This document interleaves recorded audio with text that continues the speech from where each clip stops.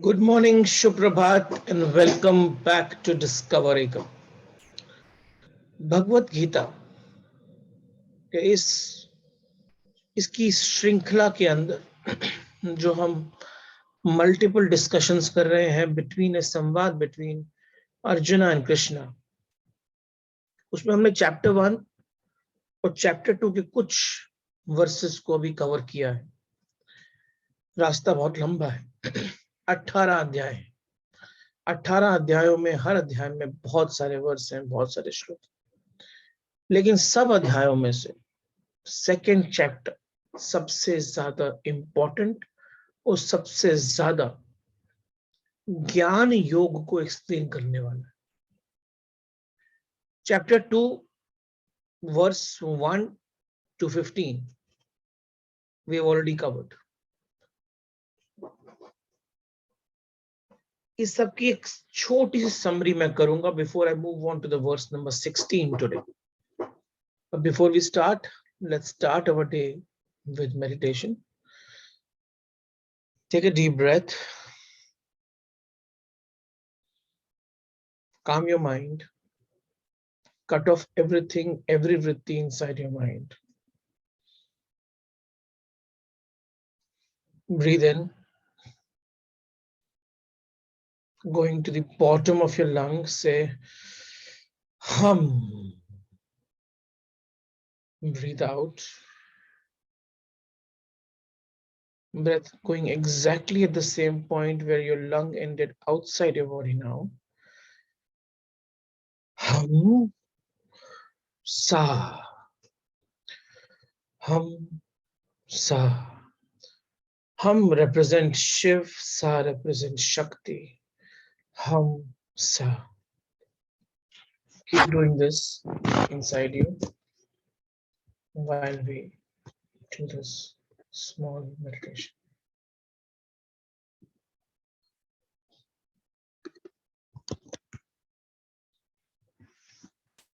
It's time for the prayer.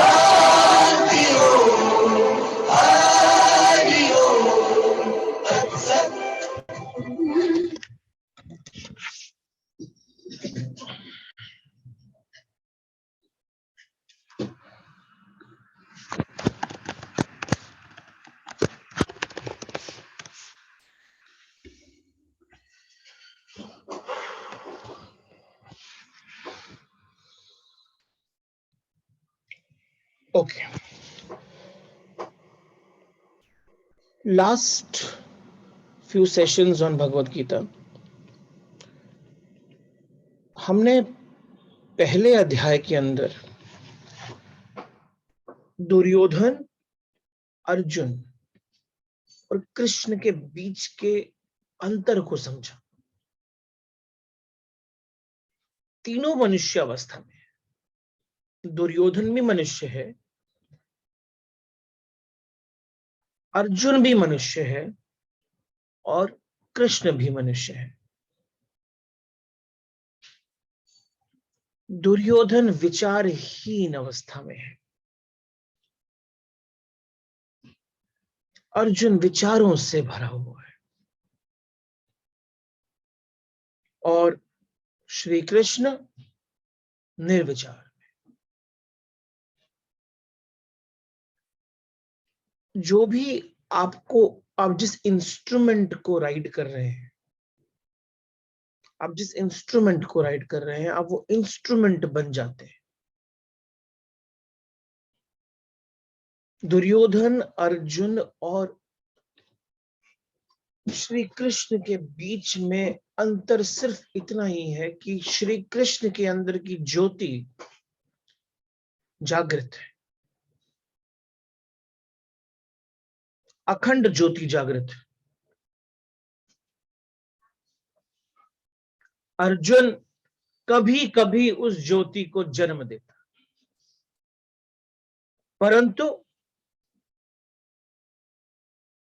Duryodhan, उसके अंदर ज्योति की कोई चिंगारी भी दिखती नहीं है। वो एक असीम अंधेरा है, असीम अंधकार। जिस समय अंदर असीम अंधकार है तो आप बाहर अंधकार को स्थापित करने में लग जाते। जिस समय अंदर विचार है तो बाहर आप विचारों की दुनिया बना देते। और जिस समय अंदर शांति है तो बाहर शांति स्थापित करने में लग जाते हो। आपके अंदर की स्थिति, आपके अंदर की व्यथा, बाहर की व्यथा समान करने को ही इक्विलिब्रियम बोलते हैं आपके लिए।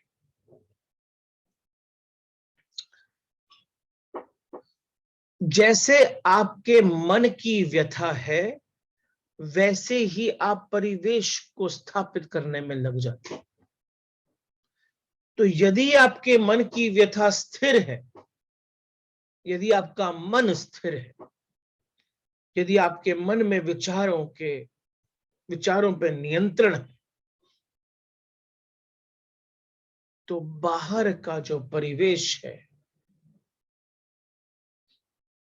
वो उतना ही स्थिर हो जाता है। अर्जुन के लिए कोई स्थिरता नहीं।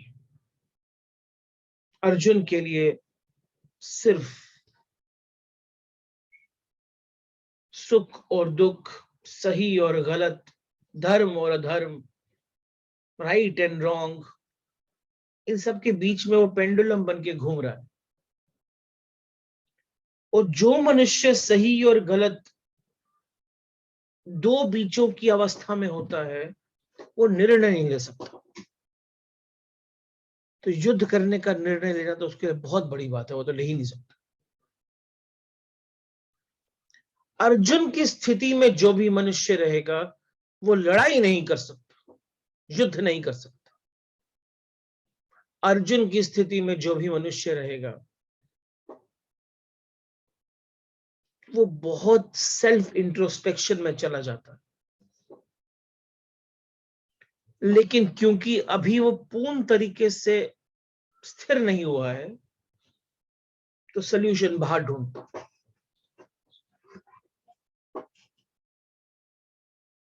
और बाहर की स्थिति को भी उतना ही इनडिसिसिव कर देता। ये लीडरशिप का एक बहुत बड़ा लेसन है कि यदि कोई लीडर अर्जुन की स्थिति में है, कोई लीडर यदि अर्जुन की स्थिति में है तो वो इनडिसिसिव स्थिति में रहेगा, वो डिसीजंस नहीं लेगा। क्यों? वो क्यों का हमने बहुत डिटेल में डिस्कशन किया था चैप्टर 1 में, जहां पर हमने बोला कि वो उसका अहंकार दया के रूप में आता है, उसके मन की हिंसा ममत्व के रूप में आती है, कभी विनम्रता के रूप में आती है, कभी क्रोध के रूप में आती है, कभी वो अलग अलग रूप ले रही है क्योंकि विचार अलग अलग हो रहे हैं। और वो किसी तरीके से कृष्ण से वो अपनी ही बात बनवाना चाह रहा है कि श्री कृष्ण बोले कि तुम सही बोल रहे हो पार्थ, चलो भाग जाते। लेकिन कृष्ण तो क्लियर है, वो कुछ भी कर रहे हैं, वो जो भी कर रहे हैं वो बहुत क्लियर है, वो बहुत क्लियर है।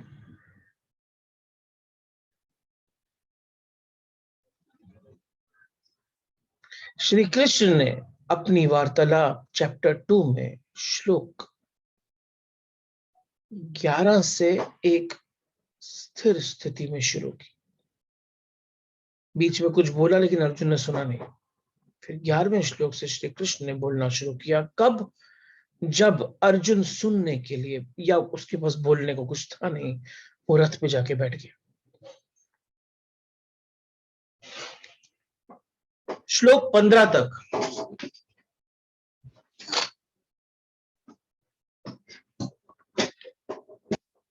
श्लोक 15 तक हमने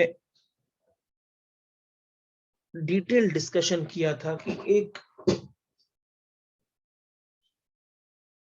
एक मनुष्य जो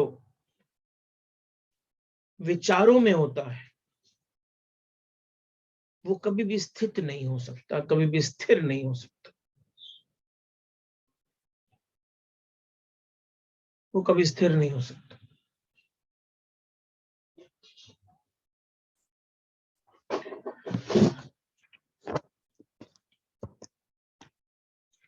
एक बात से मैंने लास्ट टाइम अपने डिस्कशन को थोड़ा सा पॉज दिया था, विराम दिया था। आखिर ये तन खाक मिलेगा, काहे फिरत मगरूरी में। कहत कबीर सुनो भई साधो, साहिब मिले सबूरी में। अर्थ क्या था इसका? अर्थ सिर्फ इतना ही था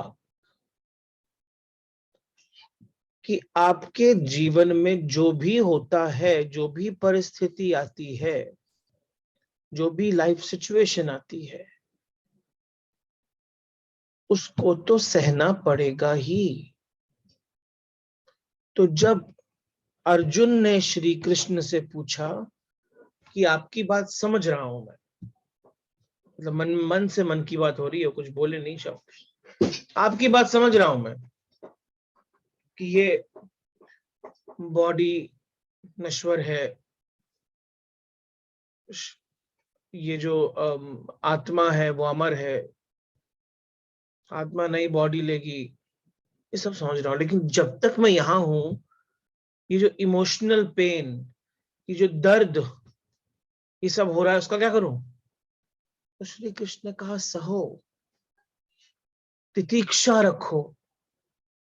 ये तो तुम्हारा ये तो तुम्हारे कर्मों का फल है, ये तो सहना ही पड़ेगा। लेकिन जितना आप पेशेंस रखोगे, जितने पेशेंट रहोगे, उतना प्रेम, उतनी करुणा जन्म लेगी। Patience will give birth to love and compassion automatically. और इसी पेशेंस को तितीक्षा बोलते हैं, फॉरबेरेंस बोलते हैं,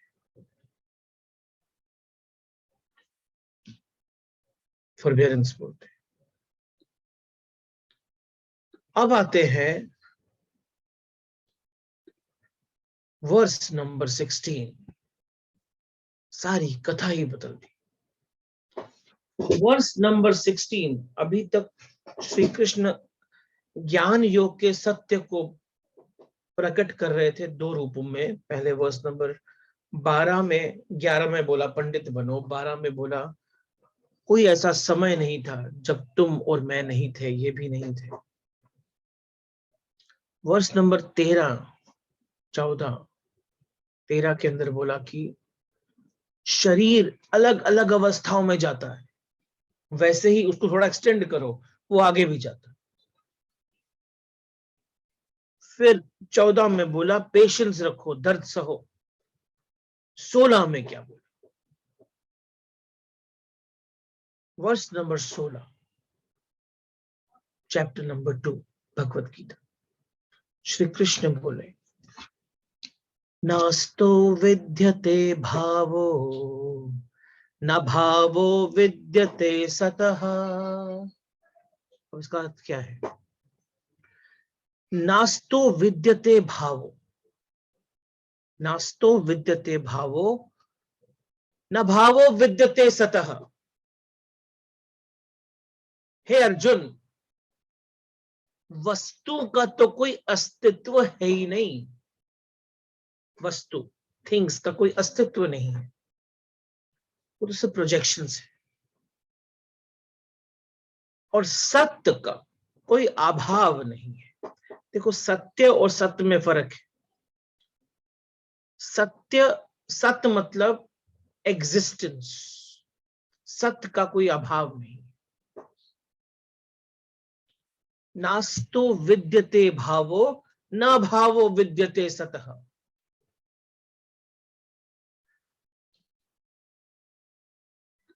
नेक्स्ट लाइन, वर्स नंबर 60।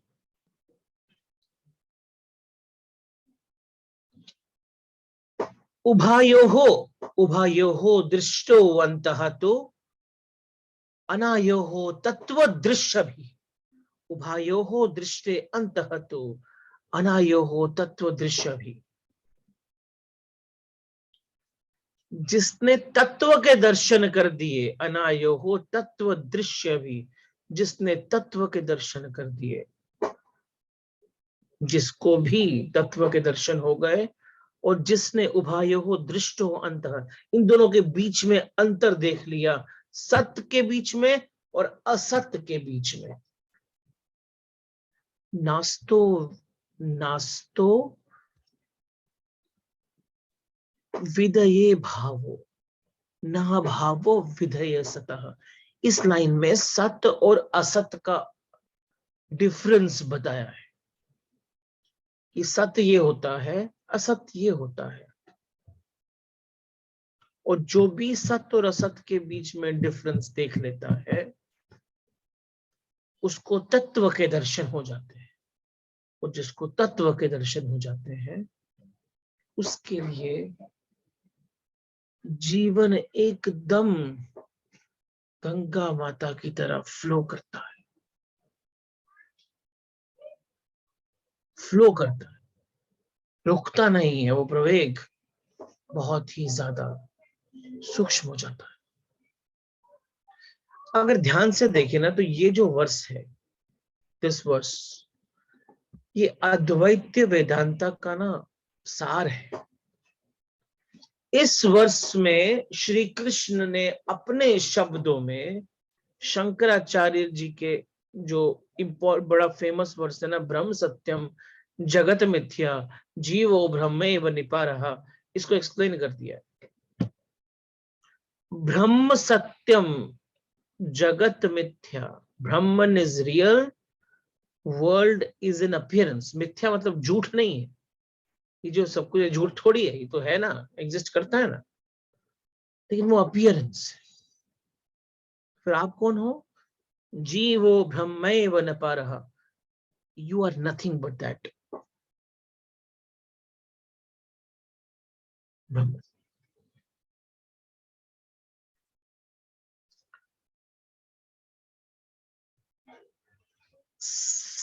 समस्त सृष्टि का एक ही सत्य है इसी लाइन के अंदर, जिसको ब्रह्मन इज रियल सत्य, वर्ल्ड इज एन अपीयरेंस असत, इन दोनों के बीच का अंतर समझ गया, वो एनलाइटन हो गया। अब कितना ऑब्वियस है ना, obviously, many of you will say obviously. हाँ,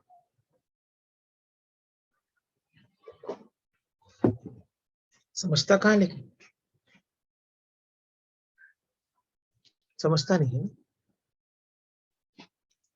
इंटेलेक्चुअली शायद आप मान लेते हो, समझता थोड़ी है। जो भ्रम को ना समझ सका, भ्रम, इल्यूजन, वो सत्य कैसे समझे? जिसने ठीक से अंधेरे को नहीं समझा है ना, पहचाना है, उसे आलोक को पहचानना बहुत डिफिकल्ट हो जाए। भूल को जिससे नहीं जाना है, वो व्यक्ति सत्य के निकट पहुंच ही नहीं सकता। जैसे जैसे असत्य की पहचान बढ़ती है, वैसे वैसे सत्य करीब आता है।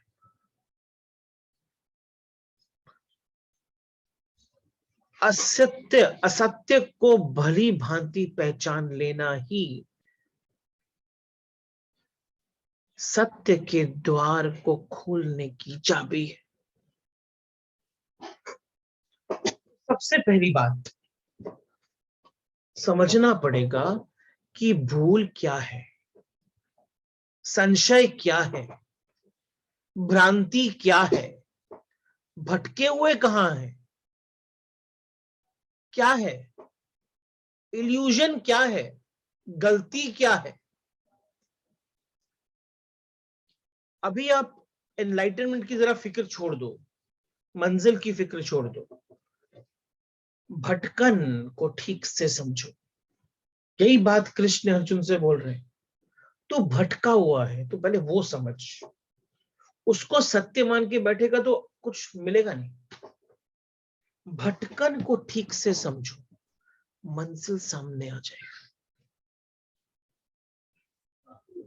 अब हम सब ना चिंता का छोड़ देना कि ये चिंता छोड़ दें कि सत्य क्या है,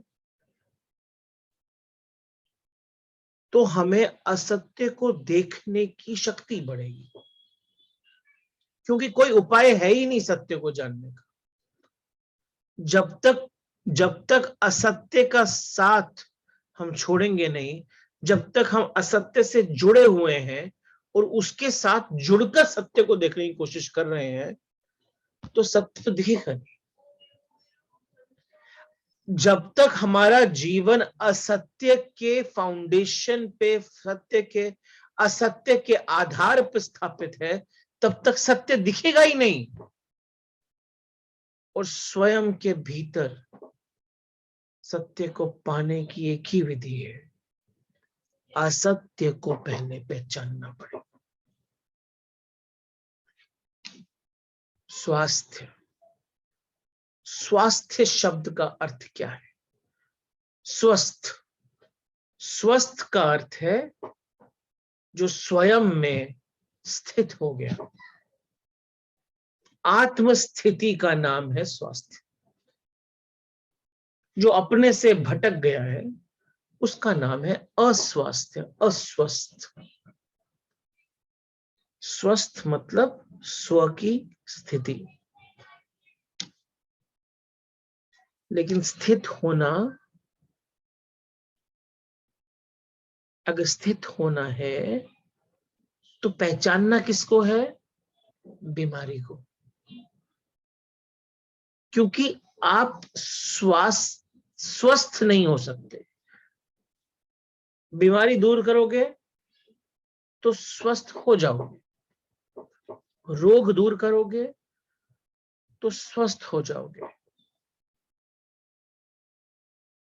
इलाज, क्योर स्वस्थ का नहीं होता, रोग का होता है।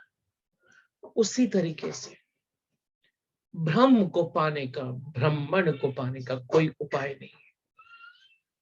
ब्रह्मण तो परम स्वस्थ है, परम स्वास्थ्य। माया को समझने का उपाय है, वो है बीमारी। असत्य को समझने का उपाय है, वो है बीमारी।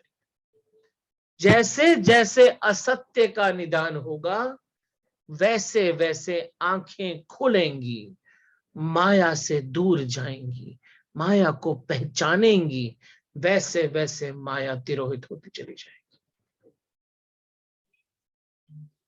जैसे जैसे माया तिरोहित होगी, वैसे वैसे सत्य प्रकट होना शुरू हो जाएगा। आकाश, आकाश को प्रकट करने के लिए बादल को हटाना पड़ता है। लेकिन अगर मैं बादल को आकाश मान लूं तो मैं हटाने का काम नहीं करूंगा। बादल आकाश नहीं है, सत्य नहीं है, ये पहले समझना पड़ेगा। ब्रह्म तो परम स्वास्थ्य है। माया को समझने का उपाय है, वो बीमारी है। और जैसे जैसे निदान होगा, साफ होगा, जैसे जैसे तुम्हारी आंखें खुलेंगी, वैसे वैसे माया तिरोहित हो जाएगी। कबीर जी का एक बड़ा ब्यूटीफुल दोहा था, मन माया तो एक है, माया मन ही समाए। मन माया तो एक है, माया मन ही समाए, तीन लोग संशय पड़ा, काहीं कहूं समझाए। तीनों लोग इसी संशय में है कि सच क्या है, झूठ क्या है, सच क्या है, झूठ क्या है। मन माया तो एक है। चलो मैंने जान लिया माया को, तो कहाँ खो जाती है माया? कहाँ जाती है माया? माया तो थी ना, थी, है, आगे भी रहेगी। खो कहाँ जाती है? आंखें खुलने का अर्थ क्या होता है? आपके जिस समय असत्य के दर्शन होते हैं कि ये सब असत्य है, तो वो जो तुम्हारी शक्ति भटक रही थी ना, वो भटक रही हुई शक्ति जो असत्य में भटकी हुई थी, उस शक्ति को आप कंजर्व कर लेते, उस एनर्जी को आप कंजर्व कर लेते नेचुरली, क्योंकि आप असत्य पे अभी ध्यान नहीं दोगे। वो जैसे ही वो ऊर्जा, वो शक्ति जो भटक रही थी, वो सडनली मार्ग पे आ जाती है और फिर गंगा मैया की तरह सागर की तरफ बहने लगती है। सारी माया मन में ही समा जाती है। मन माया तो एक है। सारी माया मन में ही समा जाती है। हम क्रोध करते हैं, क्रोध माया है।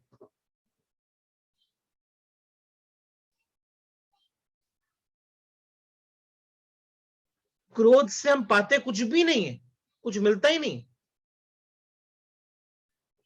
और जिस समय हम क्रोध को पहचान लेते हैं, जिस समय हम क्रोध को पहचान लेते हैं, उस समय क्रोध करने की क्षमता समाप्त हो जाती है।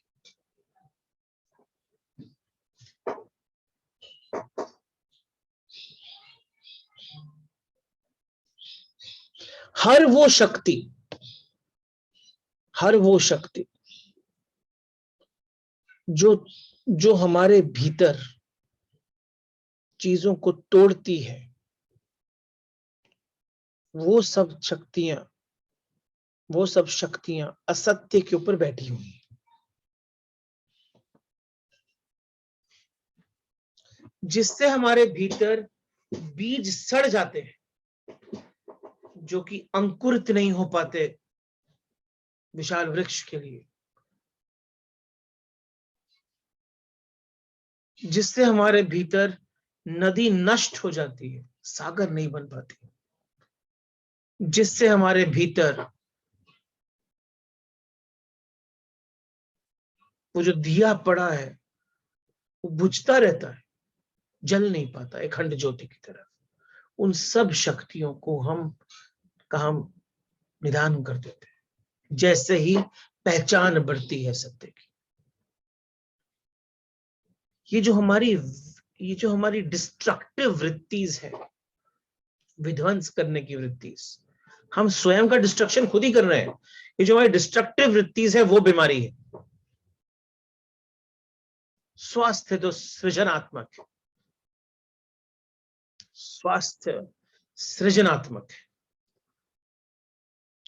अब तुम क्रोध करते हो, क्रोध में शक्ति जाती है, लेकिन मिलता क्या है? सिवाय विषाद के कुछ भी नहीं मिलता। हम रोते हैं, चीखते हैं, चिल्लाते हैं, उदास होते हैं, उदासी में भी शक्ति जाती है, मरुस्थल में जाती है। अपने आप को तुम एक कब्रिस्तान में पाते। उदासी से कहीं कोई फूल नहीं खिलते, कोई नृत्य नहीं बजता। हम घृणा करते हैं, हम शक्ति को वेस्ट कर रहे हैं। मिलेगा क्या? निष्पत्ति क्या है? क्या मिलने वाला है? कुछ नहीं मिलने वाला। घृणा, उदासी, क्रोध, विषाद, जेलसी, इन सब से कुछ नहीं मिलता। शक्ति जाती है बस।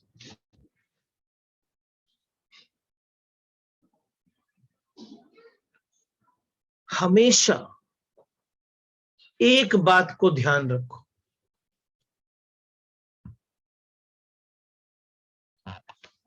कि आपके कर्मों से आप कब्रिस्तान में जा रहे हो, आप डेजर्ट में जा रहे हो, आप मरुस्थल में जा रहे हो, कि आप सागर में जा रहे हो। अगर आपके कर्म आपको मरुस्थल की तरफ लेके जा रहे हैं, विषाद की तरफ लेके जा रहे हैं, सजग हो जाओ। वो यात्रा पथ नहीं है, भटकाव है। क्या होगा अगर तुम क्रोध नहीं करोगे? तो जो क्रोध की शक्ति बचेगी वो कहां जाएगी? वो मन में समा जाएगी। और जब तुम क्रोध से बच जाओगे तो क्रोध में नष्ट होने वाली शक्ति उन्मुक्त हो जाएगी, वो मन में वापस समा जाएगी। उसकी लौटी हुई शक्ति, वो लौटी हुई शक्ति करुणा का रूप ले लेगी। जो शक्ति खो रही थी मरुस्थल में वो क्रोध थी, जो शक्ति मरुस्थल में खोने से रुक गई वो स्वयं में लीन हो गई, सागर में डूब गई, करुणा बन गई। हमारा जीवन कॉन्स्टेंटली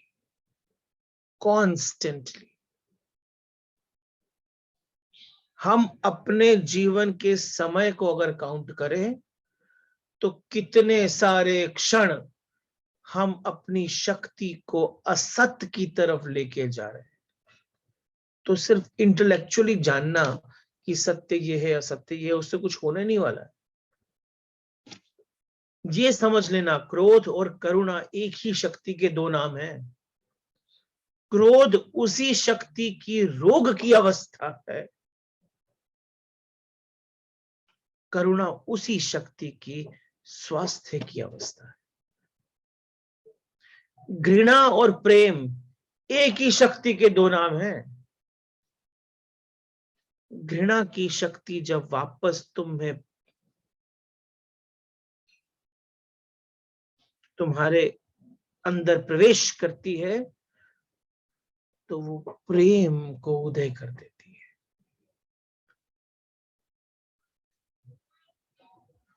आप रोग अवस्था में हो, गौतम बुद्ध स्वस्थ है। आपके मन के रोग आपके शरीर पर भी दिखते हैं।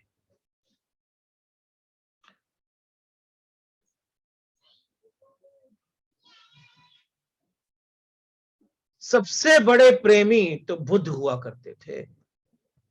क्राइस्ट और कृष्ण से बड़े प्रेमी खोजना बहुत कठिन है। घृणा लीन हो गई उनके अंदर, मरुस्थल में नहीं खोई, सागर पा लिया। बीज को भूमि मिल गई और वो एक विशाल वृक्ष को जन्म देती। सारा खेल इस मन की भूमिका है।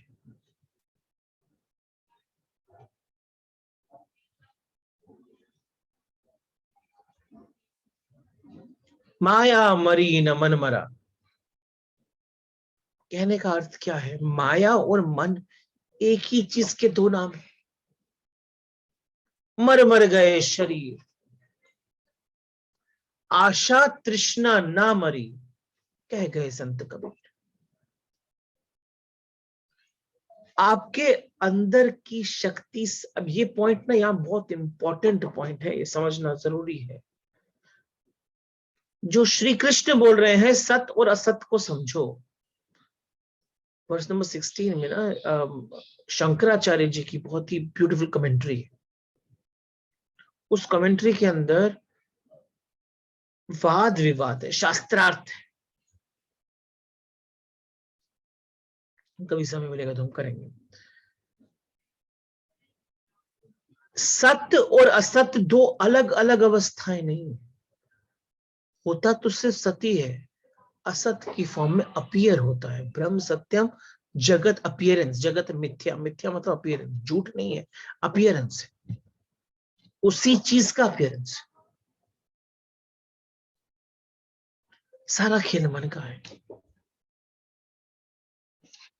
गौड़पादाचार्य जी ने, जो शंकराचार्य जी के गुरु थे, उन्होंने अपनी एक कारिका में, मांडुक्य उपनिषद की कारिका लिखी थी, उसके अंदर उन्होंने कहा था, मनसो दृश्यम इधम द्वैतम। मन दृश्य देता है, इधर ही द्वैत्य का। मनसो दृश्यम इधम द्वैतम यत किंचित तत्कराकरम। मनसो दृश्यम इधम द्वैतम यत किंचित तत्कराकरम। आपके किसी भी कर्म में आपको द्वैत्य दिखता है आपके मन के कारण। मनसो अमनी भावे, बड़ा ब्यूटीफुल शब्द, अमनी भाव।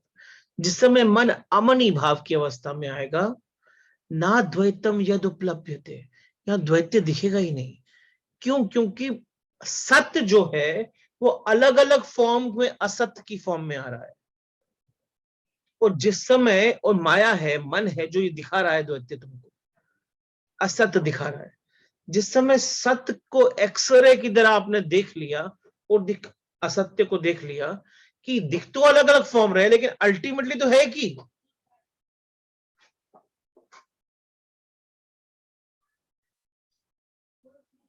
तो क्या बोलोगे? किससे घृणा करोगे? खुद से। किससे वैर करोगे? खुद से। किससे लड़ाई करोगे? खुद से।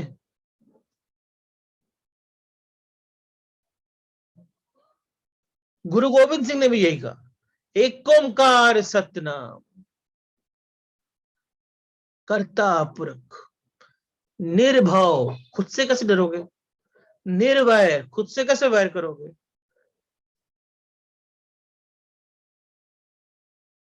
अकाल मूर्त, सत्य की अकाल मूर्त। काल में नहीं है, वो अकाल है। इसको समझेंगे, अकाल का अर्थ क्या होता है। अजूनी, जन्म थोड़ी लेता है वो, किसी योनि में नहीं आता है। साहिब हम एक ओंकार सतनाम, कर्ता पुरख, निर्भव, निर्वैर, अकाल मूर्त, अजूनी साहिब हम, गुरु प्रसाद। ये जानना, इससे बड़ा कोई प्रसाद ही नहीं। ये जानना ही सबसे बड़ा प्रसाद। श्री कृष्ण ने भी सत्य सत्य बोला, कबीर ने भी वही बोला, गुरु गोविंद सिंह ने भी वही बोला, शंकराचार्य जी ने भी वही बोला, ब्रह्म सत्यम जगत मिथ्या जीवो भ्रमे भ्रमः। और उसके बाद गौड़पादाचार्य ने भी वही बोला। क्या बोला? मन दिखाता है दृश्य, इधम द्वैत, इधर द्वैत के दृश्य मन दिखा रहा है। और जिस समय इसका निधान हो जाएगा, मनसो अमिनी भावे ना द्वैतम यद उपलब्धते, यहां दिखेगा ही। जिस समय सत्य के दर्शन हो जाते हैं ना, सत्य के दर्शन, जिस समय सत्य के दर्शन हो जाते हैं, उसके उपरांत क्या होता है? आत्म सत्यानुबोधेना, जिस समय मन में सत्य का बोध हो जाता है, ना संकल्पे यते यथा, सब संकल्प छूट जाते हैं। यही बात इस समय श्री कृष्ण अर्जुन को समझा रहे हैं। जो संकल्प करके बैठ गया ना, मैं लड़ाई नहीं करूंगा, आत्म सत्यानुबोधेना ना संकल्पे यते यदा, सब संकल्प छूट जाते हैं। अमनस्ताम तदा याति, अमनस्ताम, अमन का बोध होता है, गृहा भावे तथा ग्रहम, आपको ग्रहण करने की गृहा भावे तथा ग्रहम, ग्रहण करने की सारी वृत्तियां समाप्त हो जाती। अब प्रश्न ये आता है कि क्या है सत्य और क्या है असत्य। जिस सत्य असत्य की बात श्री कृष्ण कर रहे हैं, क्या है? और ये बोल रहे हैं कि उसके भेद को जान लेना ही ज्ञान है। तो क्वेश्चन तो अर्जुन के मन में उठ ही रहा होगा कि कैसे कहूं ये है और कैसे कहूं ये नहीं है। दिख तो सब कुछ ही रहा है ना, इन दोनों के बीच में मैं रेखा कहां से बांधूं? क्या है स्वप्न और क्या है यथार्थ, इसके बीच में अंतर कहां से लाऊं? और कृष्ण बोल रहे हैं क्या है स्वप्न और क्या है यथार्थ, इसके अंतर को समझ लेना ही मुक्ति का मार्ग है।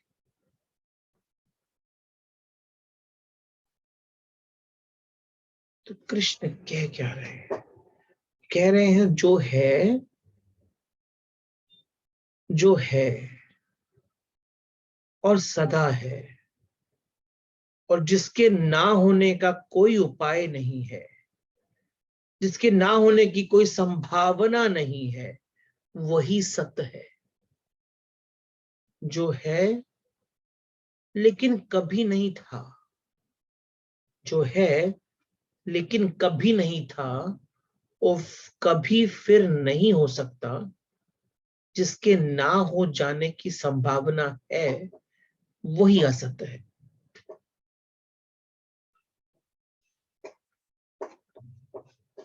नॉर्मल लैंग्वेज में हम असत किसको बोलते हैं? जो रियल नहीं है। लेकिन जो रियल नहीं है, जो है ही नहीं, उसको असत भी कैसे बोलोगे?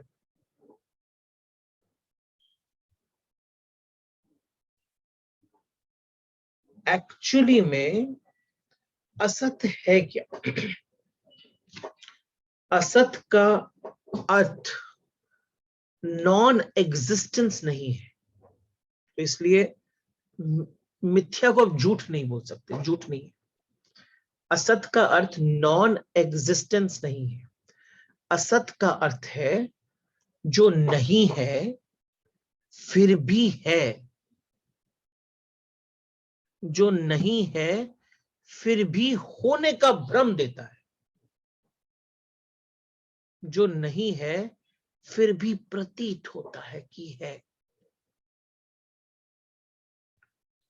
रात को हमने ड्रीम देखा, ये नहीं कह सकते कि वह नहीं है, नहीं था तो कह सकते हैं।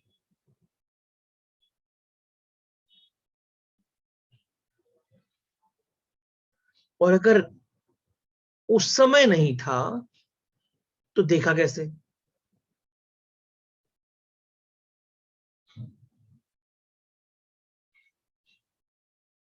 हमने देखा है उसे, हम उस समय जिए भी हैं, हम उससे गुजरे भी हैं। हम सुबह उठ के बोलते हैं कि नहीं था, ये तो सपना था। तो ये सुबह उठकर जिसे स्वप्न कहते हैं, उस उसे नॉन एग्जिस्टेंस नहीं कह सकते, क्योंकि वो था तो जरूर।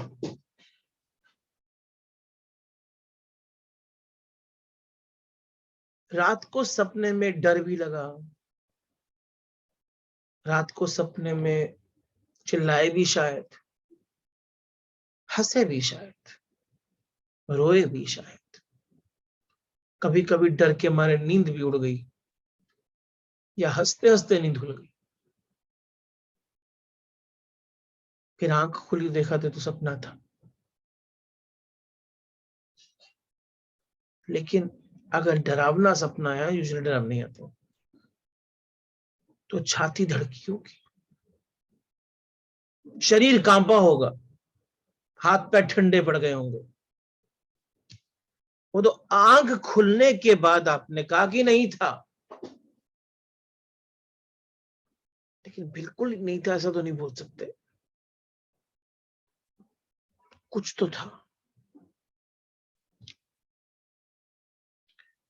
असत्य की जो कैटेगरी है, असत की जो कैटेगरी है वो अस्तित्व और अनस्तित्व के बीच की कैटेगरी। नॉन एग्जिस्टेंस तो नहीं बोल सकते, लेकिन एग्जिस्टेंस भी नहीं बोल सकते, तो बीच में तो है कहीं पे वो ऐसा सत्य जो सत्य मालूम पड़ता है लेकिन नहीं है, वही असत्य है।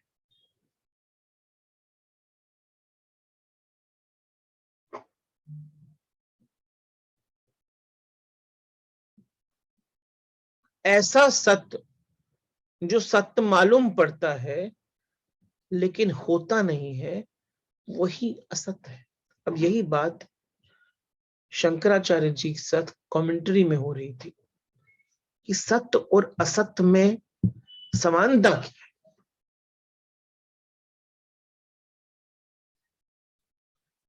इसका मतलब अगर मैं इस संसार से सब चीजों को बाहर निकाल दूं, सब कुछ बाहर फेंक दूं, तो एग्जिस्टेंस गायब हो जाएगी।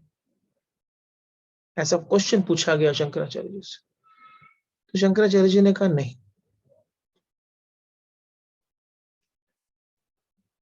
अगर स्पेस में कोई भी ऑब्जेक्ट ना हो तो सूर्य की रोशनी नहीं, ऐसा तो नहीं बोल सकते ना। प्रोजेक्टर की लाइट तो है, लेकिन वो रिवील कब होती है? जब कोई ऑब्जेक्ट बीच में आता है। सत्य रिवील तब होता है जब कोई ऑब्जेक्ट बीच में आता है। लाइट का सत्य रिवील तब होता है जब ऑब्जेक्ट बीच में आता है।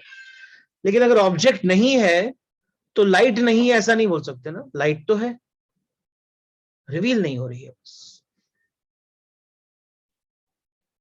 लाइट तो है, इलेक्ट्रिसिटी सब तरफ है।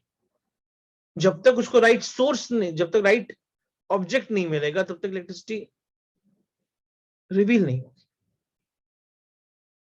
रिवील करने के लिए ऑब्जेक्ट की जरूरत है, लेकिन अल्टीमेट सब्जेक्ट इलेक्ट्रिसिटी। ऐसा सत्य अब लगता है कि पंखा है, लेकिन पंखा इलेक्ट्रिसिटी के बगैर कुछ नहीं है। तो वो पंखा है कि इलेक्ट्रिसिटी है? आंखें बोलेंगी पंखा है, फैक्ट इलेक्ट्रिसिटी है जो दिखता नहीं है। प्रत्यक्ष, परोक्ष और अपरोक्ष में यही अंतर।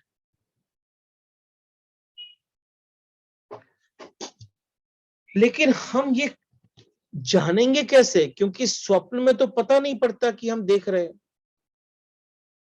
स्वप्न में तो मालूम होता है जो देख रहे हैं वो बिल्कुल है, और ऐसा नहीं है कि पहली दफा स्वप्न देख रहे हैं। अभी मैं आपको समझा रहा हूं, रात में वापस देखोगे तो वापस लगेगा कि अरे सपना ही है, सच है वो। जीवन भर हमने स्वप्न देखे, जीवन भर। रोज सुबह जागते हैं, जागकर बोलते हैं कि वो स्वप्न है, वो स्वप्न था। फिर रात को सोते हैं, फिर स्वप्न आता है, फिर भी सुबह जागकर हमको लगता, फिर डरते हैं रात में, फिर डरते हैं अगर डरावना आया तो, या हंसते हैं अगर हंसी आई तो। फिर सुबह जाकर समझ में आता है कि नहीं है। स्वप्न में क्या पता आप राजा बन जाओ, राजा के बाद प्राइम मिनिस्टर बन जाओ, प्राइम मिनिस्टर के बाद आप बहुत पावरफुल एंटिटी बन जाओ, लेकिन सुबह उठ के वापस से आप अपनी कुटिया में बैठे हो। ये जो अपीयरेंस है ना, ये जो दिखाई पड़ना है, ये जो होने जैसा धोखा है, इसका नाम असत है। संसार को असत कहा है तो उसका ये अर्थ नहीं है कि संसार नहीं है। उसका इतना ही अर्थ है कि चेतना की ऐसी अवस्था भी है कि जब हम जागने जागने से भी जाग सकते हैं। जैसे हम सोने से जागते हैं, वैसे जागने से जागना भी पॉसिबल है। अब हम स्वप्न से जागकर देखते हैं तो पाते हैं कि स्वप्न नहीं है, लेकिन जब हम जागने से भी जागकर देखेंगे तो पाएंगे कि जिसे जागने में जाना था वो भी नहीं है। जागने से भी जाग जाने की अवस्था का नाम समाधि है। जिसे अभी हम जागना कह रहे हैं, जब इससे भी जागोगे तब पता चलेगा कि जो देखा था वो भी नहीं है। कृष्ण यही कह रहे हैं, जिसके आगे पीछे ना होना हो और बीच में होना हो वो असत है।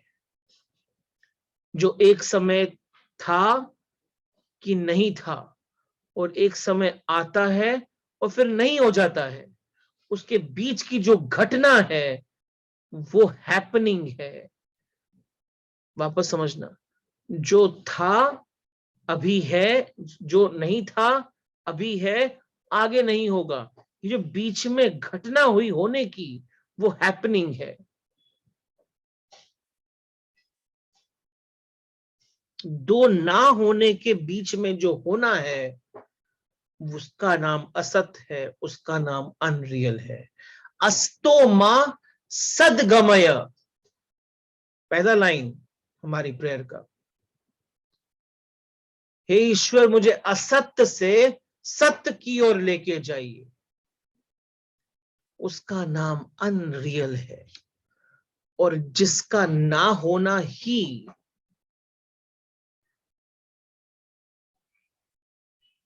जिसका पीछे भी होना है, बीच में भी होना है, आगे भी होना है, जो तीनों तलों पर होता ही है, उसकी हैपनिंग नहीं होती, उसकी बीइंग होती है, वो सत्य है। सोए हो तो भी है, जागे हो तो भी है, जाग कर भी जागे हो तो भी है, निद्रा में भी है, जागरण में भी है, समाधि में भी है। जो चेतना की हर स्थिति में है उसका नाम सत्य है। और ऐसा जो सत्य है वो सदा है, सनातन है, अनादि है, अनंत है, सत्य है। जो इस सत्य को पहचान लेते हैं वो बीच में आने वाले असत्य के भंवर को, असत्य की लहरों को देखकर ना तो दुखी होते हैं ना सुखी होते हैं। क्योंकि वो जानते हैं ना, जो क्षण भर पहले नहीं था वो क्षण भर बाद नहीं होगा। इन दोनों के बीच में अगर है तो स्वप्न है, तो असत्य है। दोनों और होने की का ही विस्तार है, अंतहीन। तो जो है वो सत्य है, इजनेस।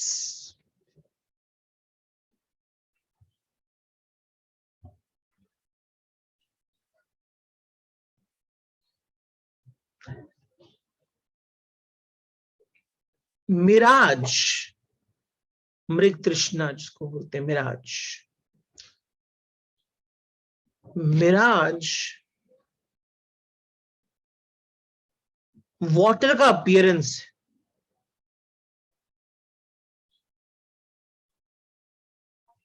दूर से देखते हैं दिखता है, पास जाते हैं तो गायब हो जाता है। दिखने से पहले नहीं दिखता, दिखता है, दिखता रहता है, फिर गायब हो जाता है। तो जब दिख रहा था तब था, उसके पहले नहीं था, उसके बाद भी नहीं होगा। तो वो असत है। डेजर्ट उसके पहले भी था, जब दिख रहा था तब भी था, और जब गायब हो गया आपका मिराज तब भी है। वो सत्य है। सो फॉल्सिटी का अपीयरेंस रियलिटी पर ही हो सकता है। असत्य का अपीयरेंस सत्य पे ही हो सकता है। अगर सत्य नहीं होगा तो असत्य भी अपीयर नहीं करेगा। लाइट नहीं होगी तो ऑब्जेक्ट नहीं दिखेगा। ऑब्जेक्ट दिखता भी इसलिए है क्योंकि लाइट है। इलेक्ट्रिसिटी नहीं होगी तो पंखा नहीं चलेगा। पंखा होने से उसका कोई अस्तित्व नहीं है।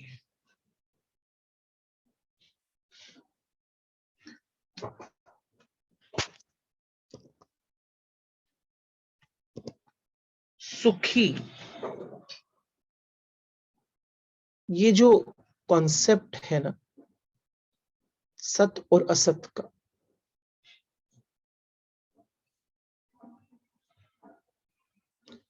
वो जो कृष्ण हमको हाथ में कसौटी दे रहे हैं ना, उससे सत्य की परख हो सकती है। सुख अभी है, अभी क्षण भर पहले नहीं था, और अभी क्षण भर बाद फिर नहीं हो जाता है। दुख अभी है, क्षण भर पहले नहीं था, क्षण भर बाद नहीं हो जाता है। जीवन अभी है, कल नहीं था, कल फिर नहीं हो जाता है। जो जो चीजें बीच में होती है और दोनों छोरों पर नहीं होती है, वो बीच में केवल होने का धोखा ही देती है। और इस धोखे से जो अटैच हो जाता है, इस धोखे से जो जुड़ जाता है, इस धोखे से जो डर में चला जाता है, इस धोखे से जो मोह कर लेता है, इस धोखे से जो अपने जीवन का बेसिस बना लेता है,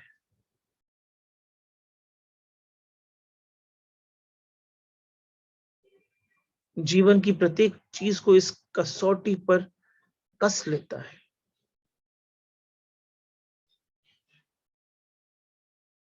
वो भ्रम में रहता है। अर्जुन से कृष्ण यही कह रहे हैं कि तू ध्यान से देख अर्जुन, जो अतीत में नहीं था, जो भविष्य में नहीं होगा, उसके अभी होने के मोह में मत पड़। वे अभी भी वस्तुतः नहीं है, वे अभी भी सिर्फ दिखाई पड़ रहा है।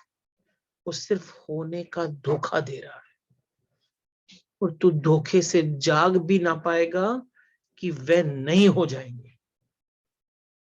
तू उस पर ध्यान दे जो पहले भी था, जो अभी भी है, जो अभी भी होगा, आगे भी होगा। हो सकता है वह तुझे दिखाई नहीं पड़ता हो, लेकिन वही है। तू उसकी ही तलाश कर, तू उसकी ही खोज कर।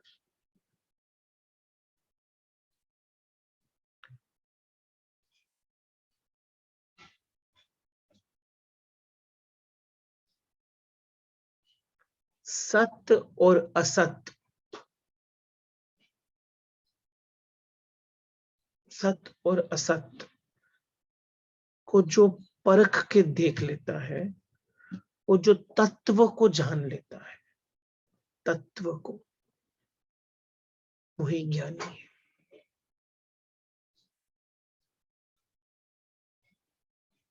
वो चिकन एंड एग की स्टोरी है ना, कि पहले क्या आया, चिकन आया कि एग आया।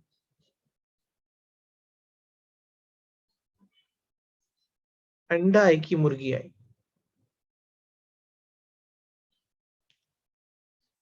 अगर ठीक से देखो ना,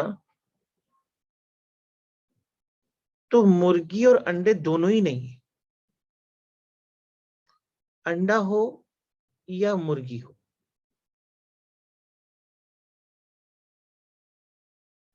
अंडा मुर्गी हो रही है तो कुछ भी नहीं, और मुर्गी अंडा हो रही है। Chicken is becoming egg, egg is becoming chicken. वो दोनों नहीं है, वो एक ही प्रोसेस के दो अलग अलग पॉइंट्स पर बैठे हुए हैं। प्रोसेस एक ही चल रही है, तो अलग पॉइंट पर है। एक ही लहर के दो भाग हैं वो। इसीलिए ये कंफ्यूजन पैदा होता है। उनमें से कोई भी पहले नहीं है, वो एक ही साथ है, साइमल्टेनियस है। अंडा मुर्गी है और मुर्गी अंडा है।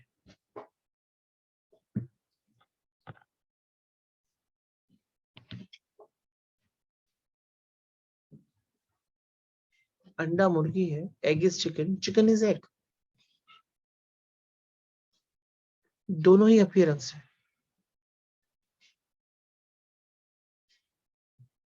जिसको हम असत कहते हैं उसका आधार भी सत्य ही है, क्योंकि वह असत भी सत्य होकर ही दिखाई पड़ता है। रस्सी अंधेरे में सांप दिखाई पड़ती है। सांप का दिखाई पड़ना एकदम असत्य है।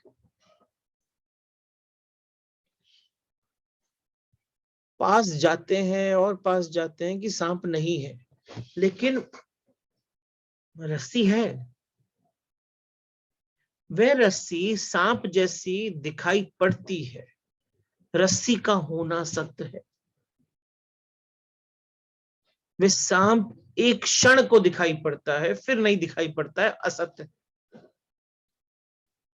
तो रस्सी को आप सत्य की तरीके से देखिए, उसमें जो अपीयरेंस हुआ स्नेक का, वो असत्य की तरीके से देखिए, तो समझ में आएगा। अगर मैं इस पूरे के पूरे संसार के हर एक मनुष्य, हर एक जीव, हर एक जंतु, हर एक वस्तु को देखूं, वो सारा का सारा अपीयरेंस है। लेकिन वो किस में अपीयर हो रहा है? सत्य अपीयर हो रहा है, सत्य अपीयर हो रहा है उस तरीके से। लहर के पीछे भी सागर है। लहरों की एक बड़ी ब्यूटीफुल सी कहानी है। तो एक छोटी लहर का जन्म होता है एक बड़ी लहर से। लहर चल रही थी, वो बड़ी बड़ी लहर से एक छोटी लहर का जन्म हुआ। वो छोटी लहर थोड़ी थोड़ी बड़ी होनी शुरू हुई, स्कूल जाना शुरू कर दिया, बाकी लहरों से मिली। बाकी लहरों ने बोला कि अरे तुम तो बड़ी कुरूप दिखती हो, तो उदास सी हो गई। वापस से बड़ी लहर से बात किया। बड़ी लहर ने बोला कि अरे कुछ नहीं होता।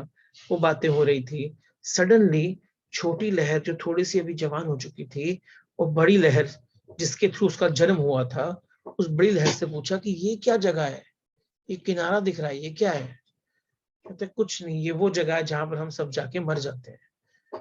तो लहर सोचती है वहां पहुंच के हम मर जाएंगे, खत्म हो जाएंगे। और लहरें फिर वो उदास हो जाती है, घबरा जाती है। कहती लहर हम मरने वाले हैं, आप मेरे से आगे हो, आप पहले मरने वाले हो, मैं बाद में मरूंगी। फिर उस समय लहरों की एक गीता क्लास चल रही होती है।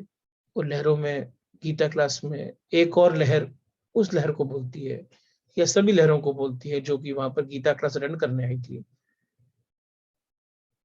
कि लहर को मत देख, तेरे में भी पानी है, मेरे में भी पानी है। तेरे में भी पानी है, मेरे में भी पानी है। लहर फूटने के बाद भी पानी ही बनने वाली, तो मरने नहीं वाली है, पानी बन जाएगी फिर उठेगी। और जैसे ही ये बात समझ में आ जाती है कि मैं लहर नहीं हूं, मैं पानी हूं, पानी सत्य है, लहर असत्य है। तो जिस समय उस रियलाइजेशन से वो किनारे पे पहुंचती है, तो उसको पता है कि अरे वे तो लहर टूटी, लेकिन एक और लहर बनी।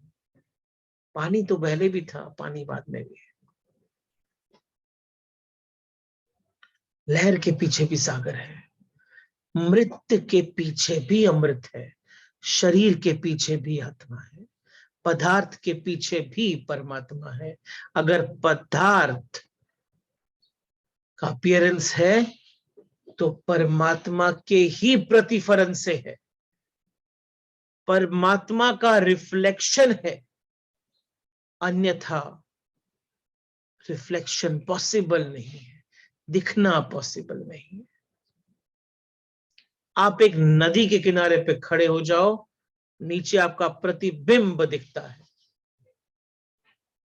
निश्चिंत है, ये तो निश्चित है ना कि वो प्रतिबिंब आप नहीं, रिफ्लेक्शन आप नहीं हो, लेकिन वो प्रतिबिंब आपके बिना हो भी नहीं सकता, पानी के बिना छवि बन नहीं सकती, मिरर के बगैर रिफ्लेक्शन दिख नहीं सकती, लेकिन फिर भी प्रतिबिंब वहां से आ रहा है, वो सत्य दिखता तो है। ये वो एलिमेंट है जीवो में न पा रहा, यानी कि आप ही वो जीव हो। रिफ्लेक्शन के पॉइंट ऑफ व्यू से देखो तो रिफ्लेक्शन आपको वो दिखेगी जो ऊपर से देख रहा है, उसके अंदर असत सत्य की ही झलक क्षण भर को मिली है। क्षण भर को सत्य ने जो आकृति ली है, अगर हमने उस आकृति को जोर से पकड़ लिया तो हम असत्य को पकड़ रहे हैं। अगर हमने उस आकृति में से उसको पहचान लिया जो निराकार निर्गुण और क्षण भर आकृति में झलका है, तो हम सत्य को पकड़ रहे हैं। वापस ये लाइन रिपीट करता हूं, असत सत्य की ही झलक है जो क्षण भर के लिए मिली। क्षण भर को सत्य ने जो आकृति ली है, अगर हमने उस आकृति को जोर से पकड़ लिया तो हम असत्य को पकड़ रहे हैं। और अगर हमने उस आकृति में से उसको पहचान लिया जो निराकार निर्गुण और क्षण भर उस आकृति से झलका है, तो हम सत्य को पकड़ लेते हैं। लेकिन जहां हम खड़े हैं वहां आकृतियों का जगत है, लहरें ही लहरें। जहां हम खड़े हैं वहां प्रतिफलन दिखाई पड़ता है। हमारी आंखें इस तरह झुकी हैं कि नदी के तट पर कौन खड़ा है वो दिखाई नहीं पड़ता है। नदी के जल में जो प्रतिबिंब बन रहा है वही दिखाई पड़ता है। हमें उससे ही शुरू करना पड़ेगा, हमें असत्य से ही शुरू करना पड़ेगा। हम स्वप्न में हैं तो स्वप्न से ही शुरू करना पड़ेगा, इससे बाहर कैसे निकले। अगर हम स्वप्न को ठीक से पहचान लें तो स्वप्न तिरोहित होता चला जाएगा। शिव सूत्र के अंदर क्या बोला था, अगर आपको याद हो, मैंने शिव सूत्र किए थे जब आपके साथ में, तो शिव सूत्र में बड़ी क्लियर बात की थी। स्वप्न विकल्प, ये शिव बोल रहे हैं, ज्ञानम जागृतः स्वप्न विकल्प अविवेको माया सुषुप्तम तृतीया भोक्ता विरेशः।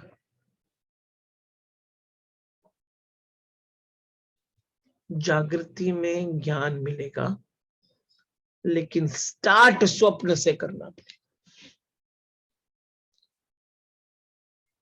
हम स्वप्न को पहचानते हैं एज स्वप्न, हम असत्य को पहचानते हैं एज स्वप्न, तो हमें स्टार्ट तो स्वप्न से ही करना पड़ेगा। रोज रोज जब आप सोते हो, रोज रात को सोते हो, उस समय सिर्फ इतना स्मरण करो कि जब स्वप्न आए तब मुझे होश में बना रखना, ये स्वप्न है। नींद लगती जाए और आप स्वप्न करते जाएं, जैसे ही स्वप्न आए मैं जान पाऊं कि ये स्वप्न है।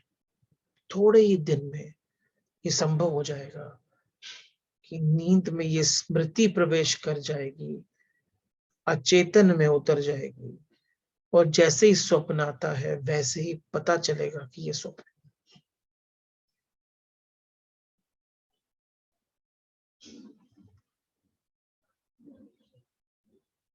जैसे ही ये पता चला ये स्वप्न है, स्वप्न शुरू में टूटेगा, टूटने मत देना। स्वप्न को भली भांति पहचान लेना, उसकी हत्या कर देनी है। वो तब धीरे धीरे ये जो स्मृति है ये आपके जीवन का आधार जब बन जाएगी, तो जिस समय आप जागोगे तो एक समय वो आएगा तब यही स्मृति रखना कि ये भी स्वप्न है। स्वप्न से ही शुरू करो, फिर बाद में दिन के स्वप्न को भी जाग कर देखो और वहां भी स्वप्न रखो कि जो है दो नहीं के बीच में वो स्वप्न है, दो नहीं के बीच में स्वप्न है। और तब अचानक एक दिन भीतर रूपांतरित होगा, और जहां कल मन पकड़ने को पकड़ना चाहता था, आज वहां मुट्ठी खुल जाएगी। कल जहां मन रोक लेने को होता था, वहां किसी स्थिति को छोड़ने की इच्छा करेगा। मन आराम से गुजर जाएगा, क्योंकि जो दोनों तरफ नहीं है उसे पकड़ना वैसे भी संभव नहीं। हवा को मुट्ठी में बांधने की भांति है। जितने जोर से पकड़ोगे उतने ही बाहर के हाथ के बाहर उठी जाएगी, और अगर नहीं पकड़ोगे तो हवा ही हवा आ जाएगी। पकड़ो तो खो जाएगी, नहीं पकड़ो तो बनती जाएगी। जहां ये दिखाई पड़ गया कि दो नहीं के बीच में जो है, जो मालूम पड़ता है वह स्वप्न है, वैसे ही आपके जीवन से असत्य की पकड़ गिरनी शुरू हो जाएगी, स्वप्न बिखरना शुरू हो जाएगा।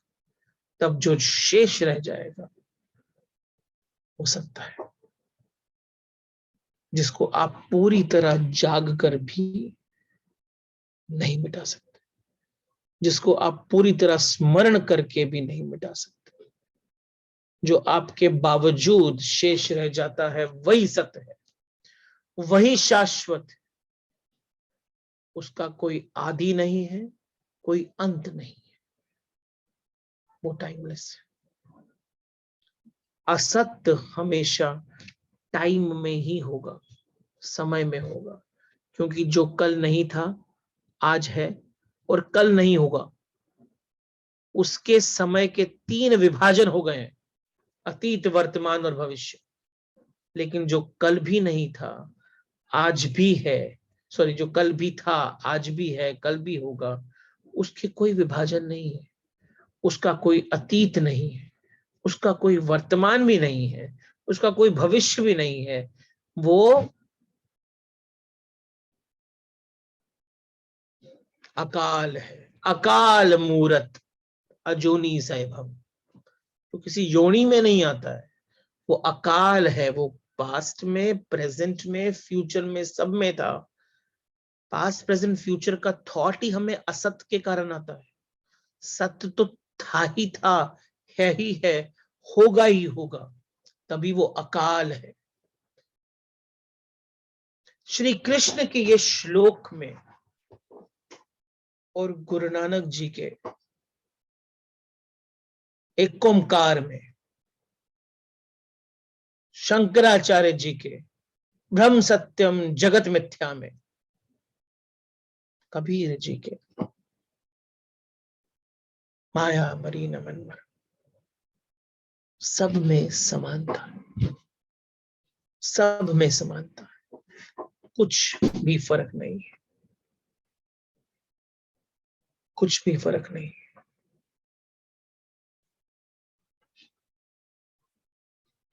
समय में कोई भी चीज स्थिर नहीं हो सकती, जैसे पानी में कोई भी चीज स्थिर नहीं हो सकती, क्योंकि पानी अथिर है। इसलिए कितना ही स्थिर प्रतिबिंब हो फिर भी कंपता है। पानी कंपन है। ये जो कंपते हुए प्रतिबिंब है समय के दर्पण पर बने हुए हैं। कल थे, अभी हैं, कल नहीं होंगे, क्षणों में गायब हो जाएंगे, अगले क्षण में नहीं होंगे। ऐसा जो क्षण क्षण बदलता है, जो क्षणिक है, वो असत्य है। जो क्षण के पार है, जो सदा है, वही सत्य है। इसके इसकी इसकी जो भेद रेखा है, जो पहचान लेता है, कृष्ण कहते हैं, वो ज्ञान को उपलब्ध हो जाता है। वो ही स्थित प्रज्ञ हो सकता है। यही है सार वर्ष 16 का, वर्ष 16, जिसमें कृष्ण ने सिर्फ कुछ बातें बोली, लेकिन बहुत कुछ बोल गए अपनी बातों के अंदर, बहुत कुछ बोल गए। सिर्फ इतना ही बोल के समाप्त करता हूं। नास्तो विद्यते भावो, ना भावो विद्यते सतः।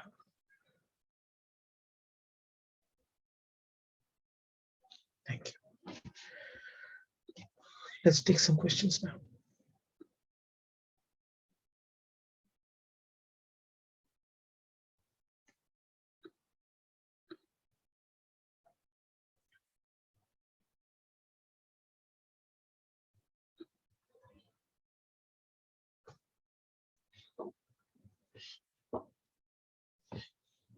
गजानन जी।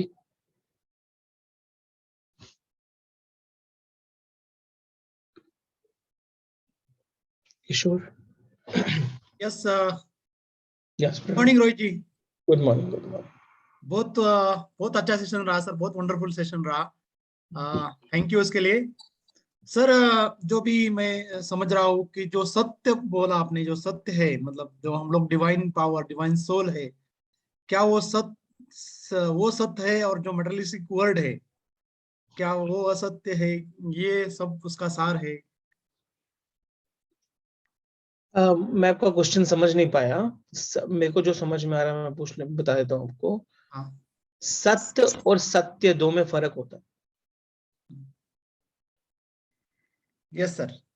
ये समझ में आया आपको? ये समझ में आया सर। तो जो ये जैसे सत्य और सत्य में फर्क है, वैसे ही असत्य और असत्य में फर्क है। ओके। असत्य मतलब क्या होता है? असत्य मतलब क्या होता है? और सत्य बोले तो जो आ, कल नहीं था, जो आज है लेकिन वो परसों मतलब फ्यूचर में नहीं रहेगा, वो सब असत्य है। वो असत्य हो गया। वो वो असत्य हो असत्य गया। हो। हाँ। असत्य मतलब झूठ। हाँ। देखो फर्क है दोनों में। एक है असत्य जो झूठ नहीं है। ये बॉटल है तो है ना, दिख नहीं रही है जो भी है, ये बॉटल हाँ। है। Yes sir. मैं थोड़ी बोलता हूँ झूठ है। झूठ कहाँ बोल रहा हूँ, बॉटल तो है। बराबर। तो असत्य नहीं है, लेकिन असत्य है। असत्य, यस यस, असत्य। कल नहीं थी, आज है और कल नहीं होगी। वो असत्य, वो असत्य, एकदम परफेक्ट सर। आप समझो, ध्यान से समझो। हाँ। अभी आप बैठे हुए हो, आप एक कप में चाय पी रहे हो, हाँ। सडनली रखा, गलती से छूटा और कप नीचे टूट गया। हाँ। तो कप कल नहीं था, कल था, आज नहीं है, टूट गया ना। टूट गया सर। तो असत्य नहीं है, लेकिन असत्य है। क्यों असत्य है? लेकिन सत्य क्या है?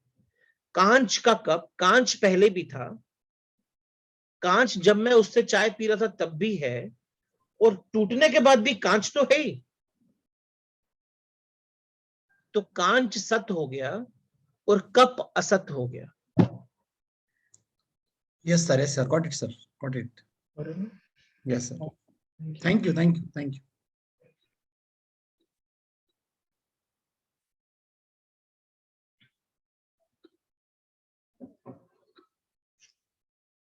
Yes sir. Good morning Rohit. Rohit, ये जो था आपका मन माया तो एक है, माया मन ही समाये, तीन लोग संशय पड़ा, what was the last line? आप वो दोहे की बात कर रहे हैं क्या? हाँ जी। मन माया तो एक है, माया मन ही समाये, तीन लोग संशय पड़ा, काहे कहूं समझाए। काहे कहूं समझाए। काहे कहूं समझाए, कैसे समझाओ लोगों को? काहे कहूं समझाए। ओके, एंड नेक्स्ट वाज ये प्रत्यक्ष परोक्ष तो ठीक है, समाधि भी ठीक है, व्हाट वाज पर परोक्ष? अपरोक्ष इज द स्टेट ऑफ, प्रत्यक्ष मतलब जो दिखता है। दिखता है, परोक्ष लाइक स्वप्न हो गया, जैसे एग्जांपल कि दिखाई पड़ना, जैसे धोखा। नहीं, परोक्ष इज नॉट दिखाई पड़ना। तो परोक्ष मतलब जो आपकी इंद्रियों के परे है। जैसे फॉर एग्जांपल आप साइंस का एक्सपेरिमेंट करते हो, आपको ना एक पंजेंट स्मेलिंग गैस निकलती है, राइट। तो दिख तो नहीं रही है गैस, लेकिन पंजेंट स्मेलिंग गैस तो बोलते हो कि अरे हाँ, दिस कैन बी H2S, ये हाइड्रोजन सल्फाइड हो सकता है। Yeah.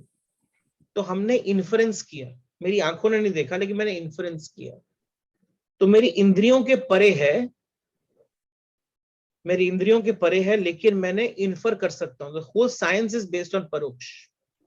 Okay, right. एक टाइम ऐसा था जब बोलते थे कि आप अच्छे कर्म करो तो स्वर्ग में जाओगे, तो स्वर्ग तो मैंने देखा नहीं है, मेरी इंद्रियों के परे है, right.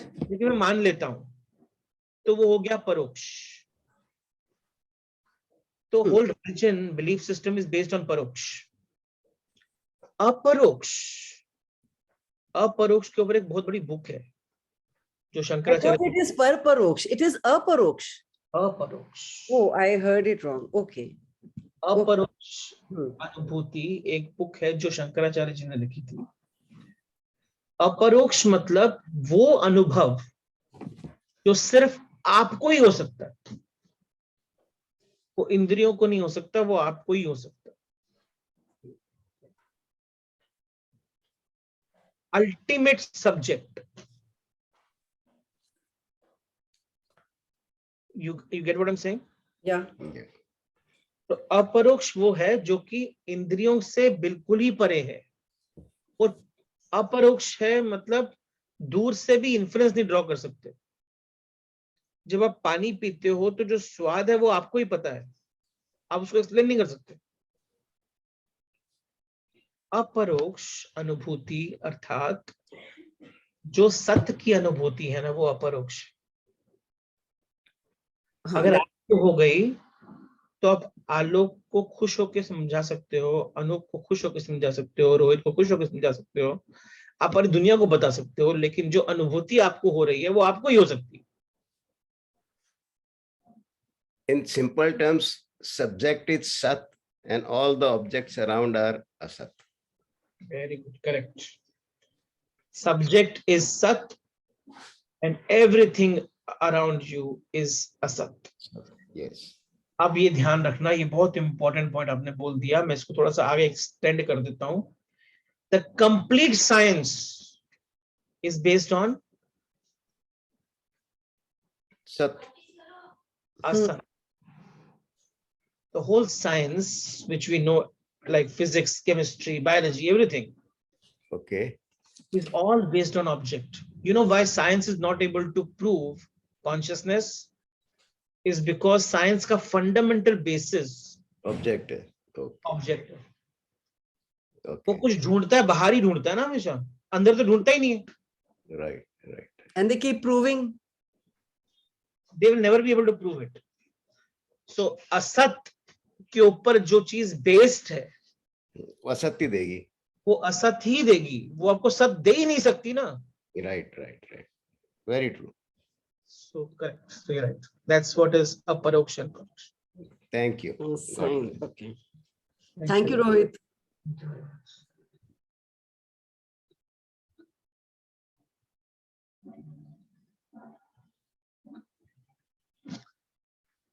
Yes, Evanji. Morning, Rohit. Good morning. A good session out. In fact, my question was mostly answered in this earlier thing, only what you talked about.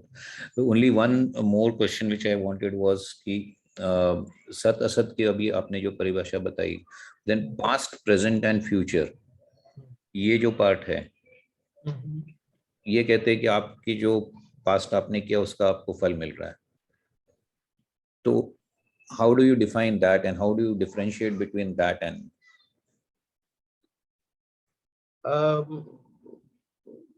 कर्म के फलों की बात कर रहे हो? मतलब आपने जो भी पास्ट में किया आपका कर्म है वो आपका फल आपको मिल रहा है. चलो आपको मैं ड्राइंग बताता हूँ, साइंटिफिकली प्रूव करते हैं इसको, ठीक है? या मैथमेटिकल. ये है मानो सत का लेयर, और ये आपके बहुत सारे उसमें से क्या निकल रहे हैं? लहरें निकल रही. ये सारे असत्य निकल रहे. Okay okay, can you see it? Okay, हम इनमें से एक लाइन है, करेक्ट? राइट. लेकिन लाइन निकल कहां से रही है? सत से. सत से निकल रही है. अब आपने कुछ कर्म किया, आपने कुछ भी काम किया, तो काम करने से आपने इम्पैक्ट कहां करोगे? आप कुछ भी काम करोगे, इम्पैक्ट कहां होगा? सत पे होगा. सत पे होगा ना, क्योंकि आप तो लहर कुछ भी करेगी, सागर को फर्क पड़ने वाला. बराबर. अगर सागर को लहर को फर्क पड़ने वाला है तो सागर में ही उसका इम्पैक्ट आएगा. अब आप उस लहर से जितने भी इम्पैक्ट करोगे, तो जिस लहर ने इम्पैक्ट किया है अल्टीमेटली उसको भी इम्पैक्ट आएगा. बराबर. तो फल और कर्म अंदर ही हो रहा है सब कुछ. ओके. आपको समझ में आ रहा है क्या बोला मैंने? ये लॉ ऑफ कर्मा का ना बहुत सिंपल अंडरस्टैंडिंग है. अब दूसरा चीज, अच्छा मेरे को, अब आप कहां पर बैठे हो? आप सत्य पे बैठे हो कि असत्य पे बैठे हो, वो तो आप पे डिपेंड करता है. मेरा फ्रेम ऑफ रेफरेंस क्या है? That's what the realization is all about. My today's frame of reference is असत्य, तो मैं अपनी लहर पे बैठा हूं. बराबर. Correct? So I am sitting here. So I see things only from here. I see this is different, that is different, this is different. इधर तो मैं देखता ही नहीं हूं. लेकिन अगर मैं यहां बैठ गया तो ये सब मैं ही बन गया ना. अभी तो बराबर. हूं मैं यहाँ पर, लेकिन मेरा फ्रेम ऑफ रेफरेंस यहाँ आ गया, तो ये सब मैं बन गया. अब मुझे कुछ भी करना है तो कहते हैं ना, whisper in the mind and things will happen. Right. What you are doing, what are you doing? You doing here only ना. या अब आप कोई सेल्फिश काम कर ही नहीं पाओगे ना. सेल्फिश का मतलब क्या है? मेरे को सत्य के लिए सेल्फिश करना पड़ेगा ना. तो सबके लिए सब कुछ ठीक ही होने वाला है. अब इस बॉडी को यूज कर ही कर पाओगे, बिकॉज यही आपको मिली है to operate. Frame of reference बदल गया तो कर्म अच्छे हो जाएंगे. फ्रेम ऑफ रेफरेंस ये रहेगा तो कर्म हमारे सेल्फिश ही रहेंगे. सेल्फिश यहाँ भी थे, सेल्फिश यहाँ पर भी है, लेकिन यहाँ के सेल्फिश का असत है और यहाँ का सेल्फिश सत है, तो वो सेल्फलेस ऑटोमेटिकली हो जाता है. Okay. Okay, got it. Very nice explain. Very well explain. Thank you.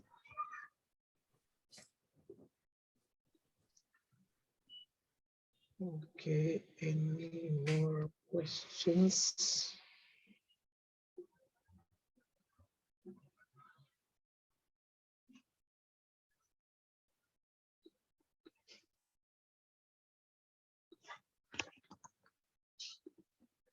Yes, Himanshu. Good morning, Gurji. Good morning.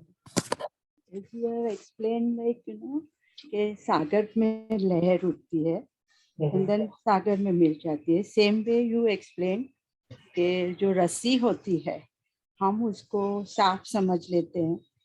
The same way, like, you know, to know consciousness, और फिर उसको हम समझते हैं कि अपना consciousness is like, you know, as you say, it's a object or a subject, but we consider it as a, like, you know, means we consider body and everything is superimposed on the consciousness. So we can see सागर हम लोग देख सकते हैं. जो आप बोल रहे हैं रस्सी पे हम लोग उसको साफ समझते हैं, तो रस्सी को हम देख सकते हैं, लेकिन प्रॉब्लम वहाँ आता है we can't see the consciousness, we can only feel. So to थोड़ा वो समझने में थोड़ा डिफिकल्ट जाता है. So how these things are superimposed on the, say, रस्सी पे चलो वो है, हमको भी मालूम है कॉन्शियसनेस, आपने इतना समझाया है, we are agree consciousness is there, without तो हम कुछ कर ही नहीं सकते हैं, और it eliminates and everything, that also is agree, everything is agreed, लेकिन दिखता नहीं है. दिखता नहीं है. सो हाउ टू, जब तो दिखेगा नहीं, आप मानोगे नहीं. नहीं ऐसे नहीं है. अर्जुन ने भी तो यही बोला कि आप बाकी बात में समझ गया, लेकिन दिखाओ. एंड में दिखाना ही पड़ा ना. अब अभी कभी आप दिखा रहे हो, कहाँ देखेंगे? जिस समय जागृत होगा ना, उस समय दिखेगा. ऐसा नहीं कि वो दिखेगा नहीं, दिखेगा. मैं लास्ट टाइम बोला था, right now you are intellectually comprehending God. Correct. Right now you are searching God. कभी टॉक में, कभी बातों में, कभी किसी स्क्रिप्चर में, कभी मंदिर में, कभी मस्जिद में. You searching. When you will awake, you will awaken, you can't ignore God. फिर वही दिखेगा. फिर बोले कि अरे यार, वो जो था ना ऑब्जेक्ट, वो तो दिख ही नहीं रहा है. सेम ही शक्ल दिख रही है हर जगह. That is true, but see, उसके लिए भी इतने जन्म से हम लोग वही कोशिश कर रहे हैं, और कितने जन्म, like we are not that ज्ञानी like Arjun or Lakshman and all. I understand. कभी तो हो ही जाओगे ना. एक जन्म नहीं, 2 जन्म नहीं, 3 जन्म नहीं, कभी तो होगे. लगे रहो, टाइम बहुत है. कौन सा आप पहले भी यही थे, आज भी यही हो, आगे भी यही रहने वाले. But why he has made so complicated? Why can't he make it simple, like, you know? मतलब क्या सिंपल ही है, आपने कॉम्प्लिकेट बना दिया. कहाँ सिंपल है रोहित जी? इवन व्हेन 18 अध्याय उनको अर्जुन को लगे समझाने में, हम लोग को तो 1800 जन्म लग जाएंगे ये समझने में, और मिलेगा तो कब मिलेगा, लाइक, यू नो, वो जैसे जैसे प्यास बढ़ती जाती है, लाइक आप जब भी मिल जाएगा. वो बस कॉम्प्लिकेट नहीं है, बहुत सिंपल है. क्या करना है? अहंकार को दूर करना है खाली, बस भूल जाओ. अरे so nicely you said, very good. चलो निकल गया अहंकार. सो इजी होता है अहंकार को निकलने का. It's, I don't know from where this, I think, like, you know, कहाँ से आ गया यार ये अहंकार, लाइक चाहता ही नहीं है. आएगा तो बस वैसे ही मिल जाएगा, जैसे ही गया वैसे ही मिल जाएगा, बस उसको ही दूर करना है. ठीक है, थैंक यू. लगे रहेंगे. Thanks a lot.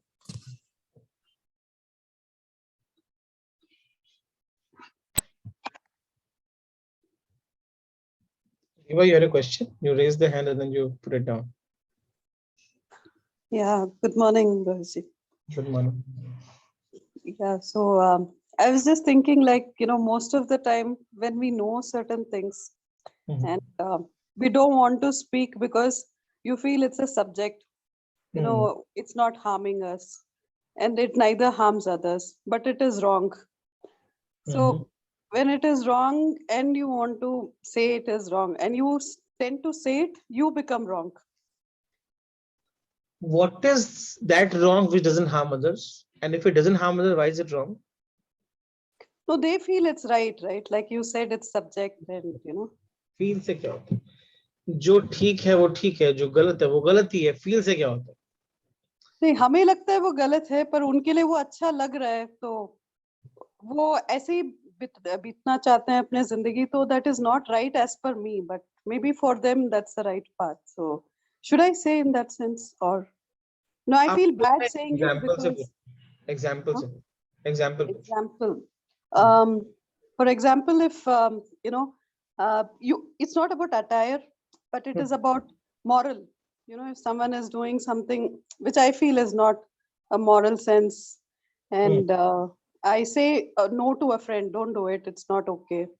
You know, I feel it's unethical to cheat upon somebody, for example.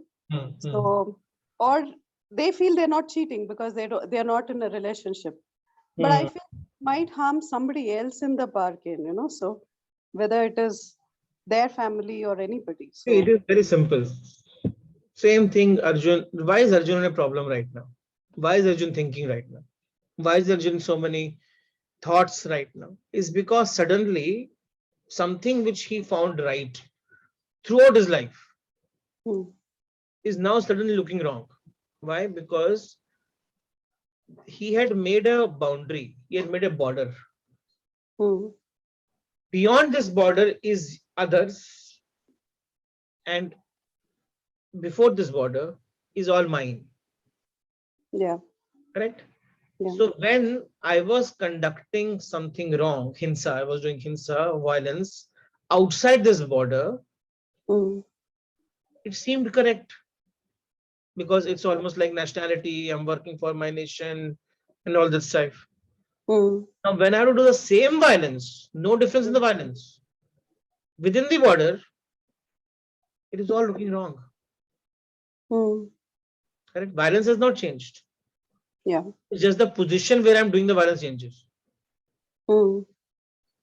Violence in by nature is wrong. Okay. Violence by nature is wrong. Yeah. Which violence is correct? So as Krishna said, the only thing that you have to measure every activity of your life is on the principles of dharma. Any action that you're doing for the betterment of the world. Yeah. And if this hypothesis can be proven clearly that yes, it is done for the betterment of the world, any action, and it has absolutely no self-interest, zero, not even 0.0000001, zero, absolutely pristine, only for the world, that action will by nature have compassion, karuna, it will have satya, it will have dharma. That action is right. Okay. Any action that you're taking, any action, wearing clothes, selling anything, buying anything, doing any action, if it has even an iota of self-interest, that action becomes wrong. In others' interest, your interest is automatically taken care of, that is different. But it cannot be, the frame of reference cannot be you, it has to be the world. Okay. Now, our society is not built like this. So understand that, Deepa, we're not built like this. Our society is built on the principles of individualism. Yeah. That's how capitalism was based. Our schools are not built like this. Right. There was an essay by Emerson called as Self-Reliance. If you can go and read it. It talked about individualism. Okay. That essay was called as a birth of new America. Okay. Where individualist America took birth. That is where we started putting the seeds of self-interest. And today we have to reverse the trend. Trend has to be reversed. So therefore, whatever I will say might look very counterintuitive. Why should I not think about myself? Who will think about me now? But you have to understand, when everybody thinks about others, you will be taken care of, no? Yeah. But we always remain in one doubt, ki if I think of others, there is nobody to think about me. Mm. And that's where the problem is. The whole world is into the trouble only because of it. Like last time I had explained this, as Christ said, na, how somebody asked, you remember that? Were you there last time? No. You were not there last time. Okay. So last time I had explained, when I was explaining the verse number 15, the disciple asked Christ, how do I find peace in this world? In myself, how do I find peace? So Christ answered, always try to have less rather than more. Mm. Always seek to be last rather than first. Yeah. Always seek to do the will of the other rather than the will of your own. Mm. In all things, learn to accept the will of God. Yeah. Accept. If you think all the four things you said right now, our society is working exactly in the opposite way. We always want to have more rather than less. Mm. We always want to come first rather than last. Yeah. Want that our will should be taken care of rather than will of the other. Mm. How will you be peaceful? We will not be a peaceful society. Yeah. Getting what I'm saying? So Yeah. therefore, the larger answer to your question is, don't think what is right, what is wrong from your perspective. Think what is right, what is wrong from the, if it stands on the principles of dharma. Mm. That's all. Yeah. Thank you. Thank you, Rose.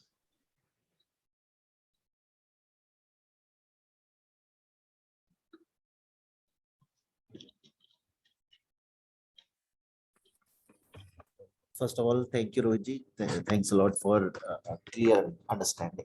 But little bit, if you can elaborate about the how we can means in which parameter we can differentiate clearly about the truth and satya and asatya, because there are some situation we are almost confused sometimes whether this thing is satya or means we need to establish our basic principle on the basis of satya so that it will stay longer side, means it becomes a permanent for the entire for the means life or life, such kind of things. So how, in which parameter we can differentiate that this value needs to be promoted and this is something corruptive type which will damage our organization? See, basically understand, there are four words. I explained this, that's why I spent so much time on this. Don't confuse between Sat and Satya. Don't confuse between Asat and Asatya. Sat is existence, Satya is truth. Asat is non-existence, Asatya is false. You understand what I'm saying? Yes, but little bit differentiate is lacking between asatya and sat. Sat means permanent exist, whatever the thing that exists. Sat and Asat. I spent whole time on Sat and Asat. That is existence, real and non-real. No. So what is real? Something that exists forever is real. What is not real? Something that was not earlier, maybe is today, and will not be later. That is unreal. Everything that you see around you, including your own self, is asat. it's like a dream. No? Have you do you remember the story of Raja Janak? आपने सुनी है? सुनाई है क्या मैंने? Sorry, I haven't heard. Okay. तो राजा जनक एक बार ना अपनी आराम से अपना राज्य चला रहे थे। चलाते चलाते वो बहुत शास्त्रियों से बात किया करते थे। एक दिन अचानक बात करते करते सभा के अंदर वो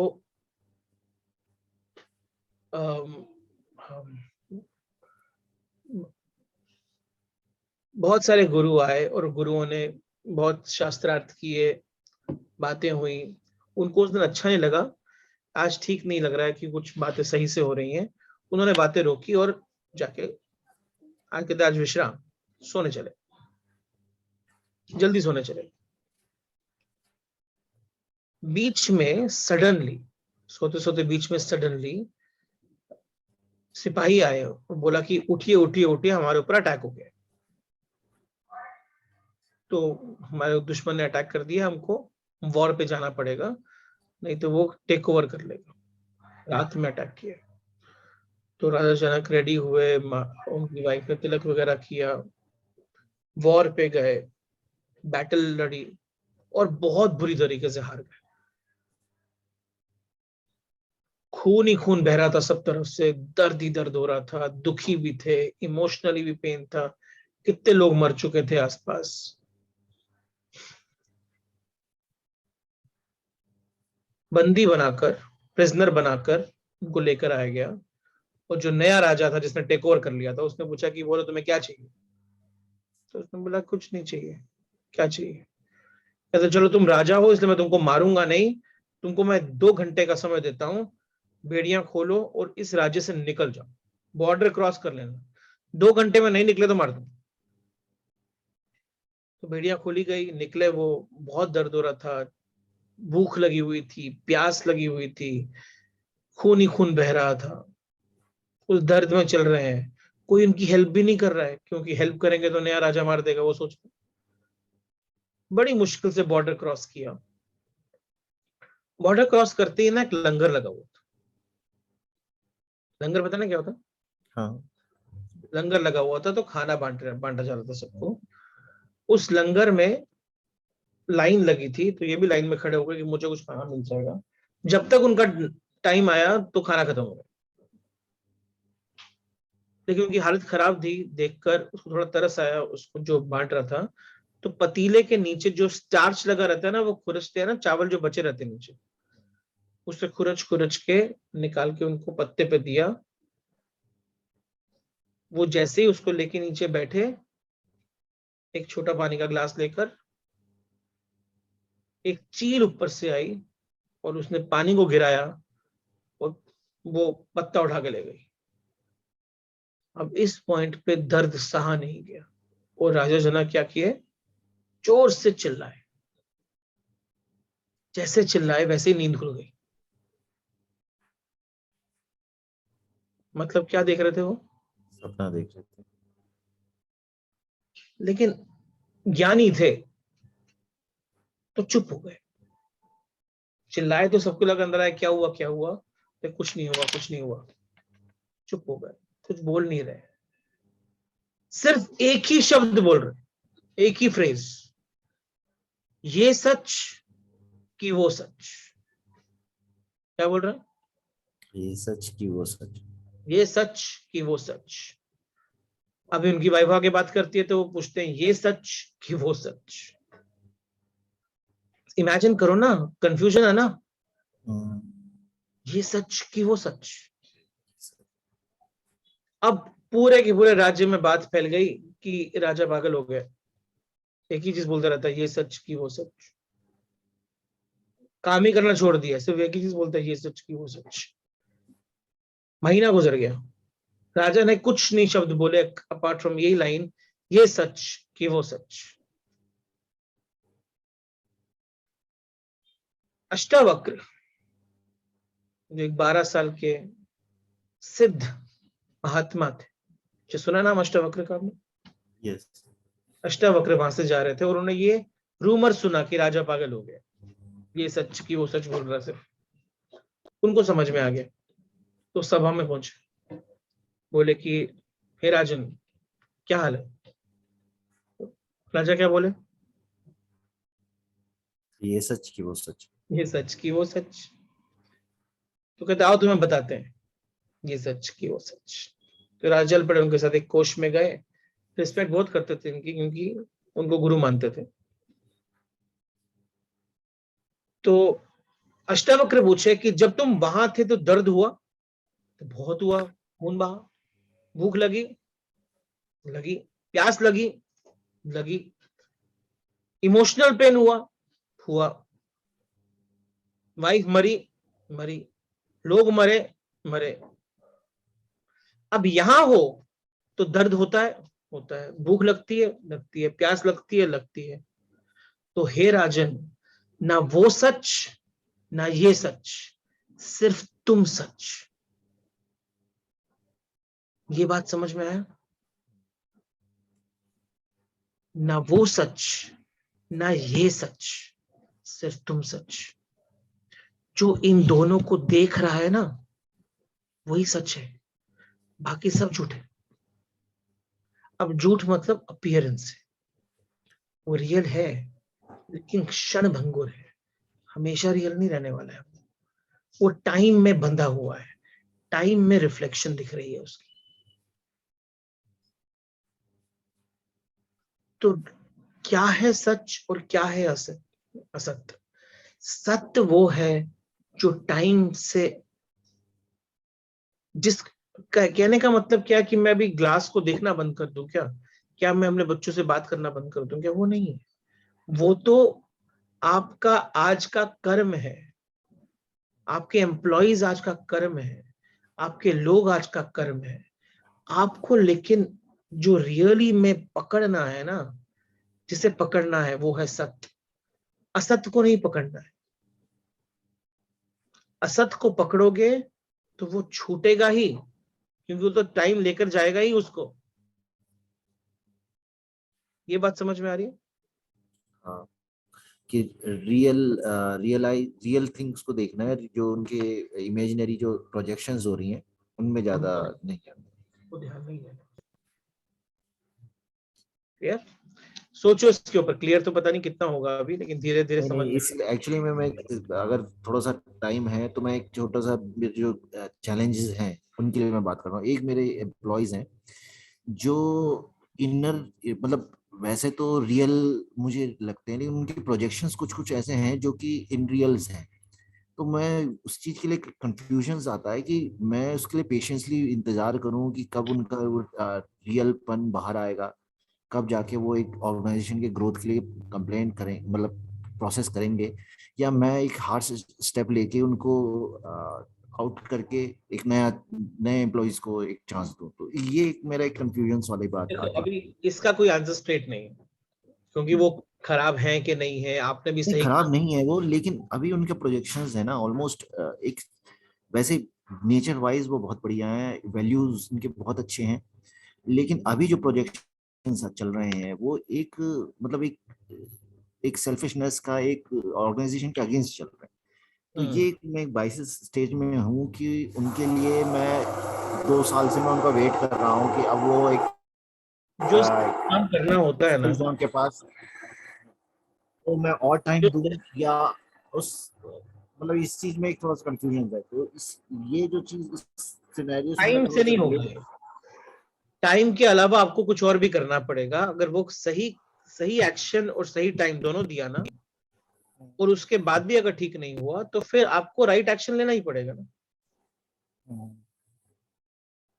लेकिन right action and right time both are important. Wrong action and time, wait and time is not going to help. Right action and right time is important. अब राइट एक्शन क्या है, वो लंबा डिस्कशन है, वो इसमें समय नहीं हो सकता। ठीक, thank you, thank you. Thanks Rohit, thanks a lot. Okay, one last question. Yes, Prem. Sir नमस्कार। Namaskar. सबसे पहले सर आपको साष्टांग दंडवत प्रणाम। मैं जितना भी आपसे दूर रहा इस समय में नहीं मिल पाया उसके लिए क्षमा चाहूंगा। एंड सेकेंडली सर, जो आपने अभी बात कही, the frame of reference can not be you, it should be the larger good, the world. Principle when I applied in my personal as well as in professional life, I grew immensely, and I'm really thankful to you for teaching us such blissful things and giving us this gyan. I'm speechless, and I just want to meet you, sir. Once I will be in Bombay on 31st and 1st. Please let me know how can I meet you and just aapke darshan karne hai, sir. We'll connect. Thank you. Thank you, sir. Thanks. Thank you. Thank you very much. All right. Thank you very much. Let's conclude today's session with a prayer.